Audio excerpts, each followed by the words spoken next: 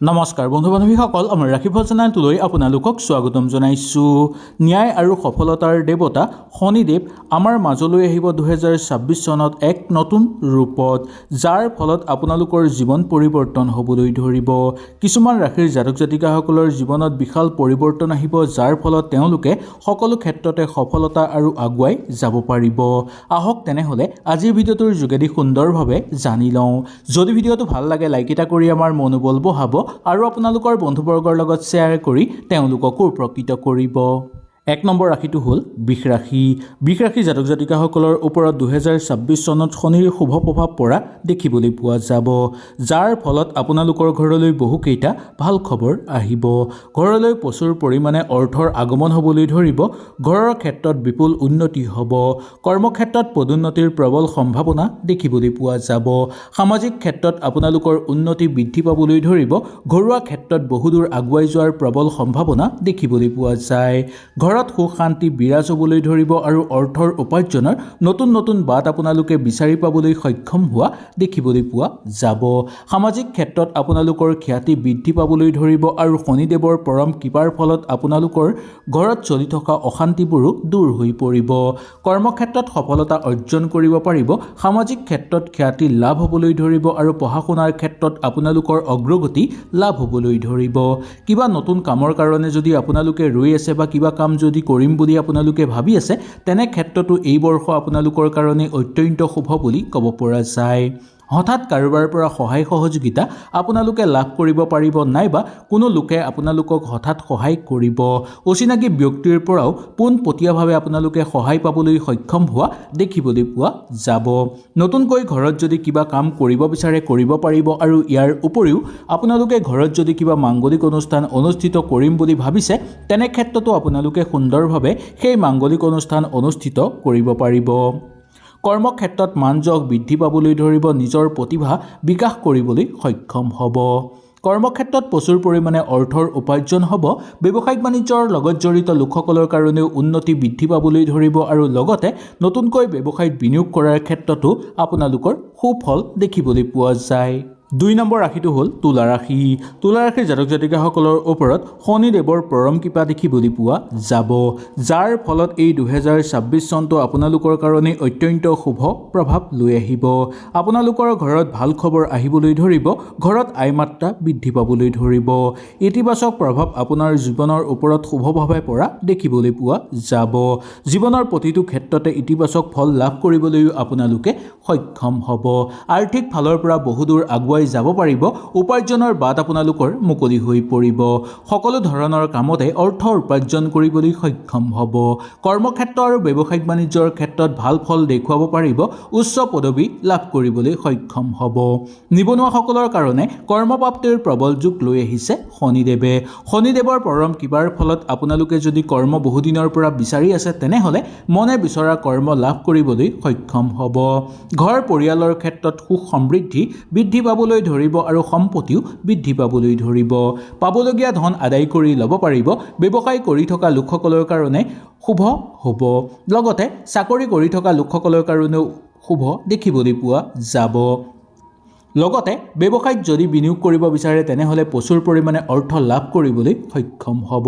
কোনো ডাঙৰ ব্যৱসায় আৰম্ভ কৰিম বুলি যদি আপোনালোকে ভাবি আছে এই বৰ্ষত, তেনেহ'লে সুন্দৰভাৱে আপোনালোকে এই বৰ্ষত সেই ব্যৱসায় কৰি উন্নতি কৰিব পাৰিব। 3 নম্বৰ ৰাশিটো হ'ল মিথুন ৰাশি। মিথুন ৰাশিৰ জাতক জাতিকাসকলৰ কাৰণে এই নতুন বছৰটো অত্যন্ত শুভ বুলি মনা গৈছে। কেৱল শনিদেৱৰ পৰম কৃপাৰ ফলতেই আপোনালোকে বহুকেইটা ক্ষেত্ৰত লাভ বৃদ্ধি কৰিব পাৰিব। চাকৰিত পদোন্নতি লাভ হ'বলৈ ধৰিব আৰু চাকৰি বিচাৰি থকা লোকসকলৰ কাৰণেও উন্নতিৰ জোৱাৰ দেখিবলৈ পোৱা যাব। ব্যৱসায়িক বাণিজ্যৰ ক্ষেত্ৰত প্ৰচুৰভাৱে উন্নতি কৰিব। সামাজিক ক্ষেত্ৰত মান সন্মান বৃদ্ধি পাবলৈ ধৰিব। বিবাহিত জীৱনতো আপোনালোকৰ অনেক সুখ সমৃদ্ধি বৃদ্ধি পোৱা দেখিবলৈ পোৱা যাব। সকলোৰে লগতে সময় সুন্দৰভাৱে অতিবাহিত কৰিব পাৰিব আৰু আপোনালোকৰ ঘৰলৈ হঠাৎ আহিব ভাল খবৰ। মিথুন ৰাশিৰ জাতক জাতিকাসকলৰ ঘৰলৈ আহিব সুখ সমৃদ্ধি। সকলো কামতে আপোনালোকে সফলতা অৰ্জন কৰিব পাৰিব। এই সময়খিনি আপোনালোকে ঘৰৰ মানুহৰ পৰাও পূৰ্ণভাৱে সহায় সহযোগিতা লাভ কৰিব পৰা দেখিবলৈ পোৱা যায়। অৰ্থৰ বাট মুকলি হৈ পৰিবলৈ ধৰিব। মনোযোগ বৃদ্ধি পাবলৈ ধৰিব আৰু একাগ্ৰতা আপোনালোকৰ বৃদ্ধি পাবলৈ ধৰিব। সকলোকে ভালদৰে আপোনালোকে বুজি পাবলৈ সক্ষম হ'ব আৰু সকলো কাম নিয়াৰিকৈ কৰি সেই কাম সম্পূৰ্ণ কৰিব পৰাৰো যোগ দেখিবলৈ পোৱা যায়। কৰ্মক্ষেত্ৰত সহযোগীৰ পৰা আপোনালোকে পূৰ্ণ সহযোগিতা লাভ কৰিব পাৰিব। চাকৰি কৰি থকা লোকসকলৰ সমস্যা কিছু পৰিমাণে অন্ত হ'বলৈ ধৰিব। কৰ্ম আপোনালোকৰ সুচাৰুভাৱে হৈ পৰিব। ইয়াৰ পৰা আপোনালোকৰ বহুকেইটা ক্ষেত্ৰত উন্নতি দেখিবলৈ পোৱা যাব। নিবনুৱাসকলৰ মনৰ আশা পূৰ্ণ হৈ পৰিব। কৰ্মক্ষেত্ৰত আপোনালোকৰ দীঘলীয়া সফলতা এই বৰ্ষত দেখিবলৈ পোৱা যাব পাৰে। কৰ্ম যদি নতুনকৈ আৰম্ভ কৰিম বুলি ভাবি আছে বা যুটীয়াভাৱে যদি কিবা কৰ্ম আপোনালোকে কৰিম বুলি ভাবি আছে তেনে ক্ষেত্ৰতো আপোনালোকৰ এই বছৰটো অনুকূল হিচাপে পাৰ হোৱা দেখিবলৈ পাব। প্ৰেমত মধ্যম হ'ব। পৰিয়ালবৰ্গৰ মাজত মধ্যম ফলাফল দেখিবলৈ পোৱা যায় বা সম্পৰ্ক আপোনালোকৰ মধ্যম দেখিবলৈ পোৱা যায়। ঘৰুৱা ক্ষেত্ৰত আপোনালোকৰ ইমান বেয়া দেখিবলৈ পোৱা নাযাব। ভাই ভনীৰ সৈতে সম্পৰ্ক মধুময় হৈ পৰা দেখিবলৈ পোৱা যাব।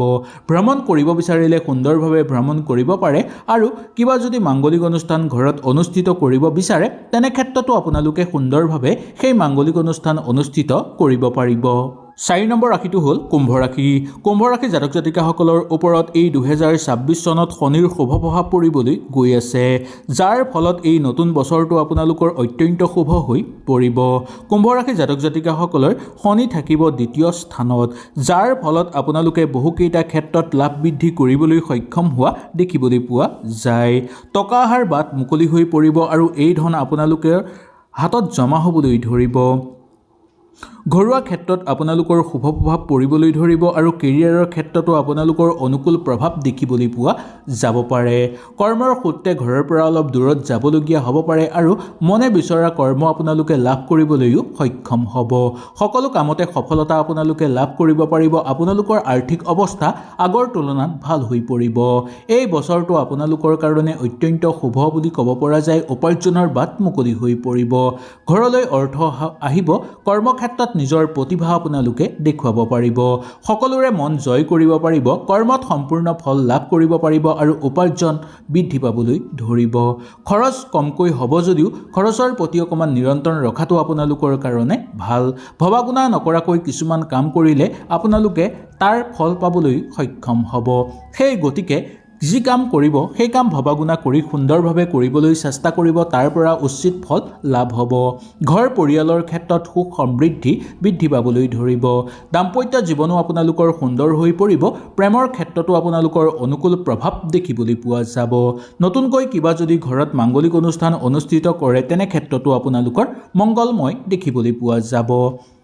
মামলা মোকদ্দমাৰ লগত জড়িত লোকসকলৰ জয়ৰ সম্ভাৱনা দেখিবলৈ পোৱা যায়।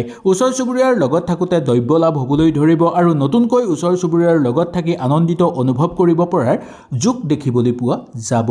ব্যৱসায়িক বাণিজ্যৰ লগত জড়িত লোকসকলে যদি ব্যৱসায়ত বিনিয়োগ কৰিম বুলি ভাবিছে নাইবা এনেও যদি নতুনকৈ এই বছৰত আপোনালোকে বিনিয়োগ কৰিম বুলি ভাবিছে তেনে ক্ষেত্ৰতো আপোনালোকৰ অনুকূল প্ৰভাৱ অহাৰ সম্ভাৱনা দেখিবলৈ পোৱা যাব। হয়তো এই ভিডিঅ'টোৰ যোগেদি আপোনালোকে সুন্দৰভাৱে বুজি পালে। যদি কিবা অসুবিধা পালে নিশ্চয় মোক তলত কমেণ্ট কৰি জনাব। তেনেহ'লে আজিলৈ আপোনালোকৰ ওচৰৰ পৰা বিদায় লৈছোঁ। কালিলৈ পুনৰ আপোনালোকক লগ পোৱাৰ প্ৰতিশ্ৰুতিৰে আজিলৈ নমস্কাৰ।